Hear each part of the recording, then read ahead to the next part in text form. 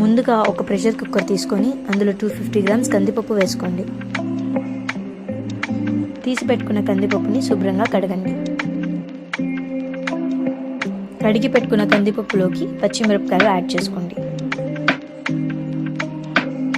పెట్టుకున్న టమోటాలను అందులోకి యాడ్ చేసుకోండి. కొంచెం పసుపు, మిరప్పొడి, తగినంత చింతపండు. నేను టమోటాలు ఎక్కువగా తీసుకున్నాను కాబట్టి చింతపండు కొంచెం వేసానండి.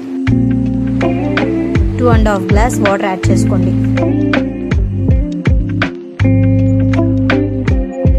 2 వెల్లుల్లి రెప్పలను యాడ్ చేసుకోండి. 1 స్పూన్ ఆయిల్ యాడ్ చేయండి. అంతేనండి. ఆ కుక్కర్కి మూత తగిలించి స్టవ్ మీద పెట్టి స్టవ్ ఆన్ చేయండి.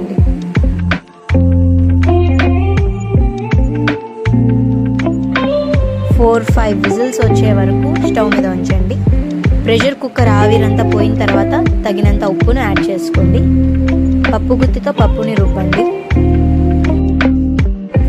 స్టవ్ మీద ప్యాన్ పెట్టి ఆయిల్ వేసి ఆయిల్ హీట్ అయిన తర్వాత పోపు గింజలు వేసుకోండి.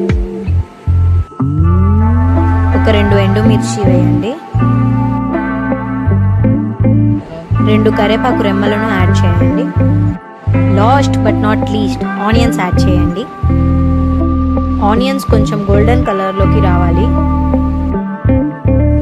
ఆనియన్స్ గోల్డెన్ కలర్లోకి వచ్చిన తర్వాత పప్పులోకి యాడ్ చేసేయండి. 10 మినిట్స్ స్టవ్ మీద ఉంచితే పప్పు తెరిలిన తర్వాత ఆపేయండి.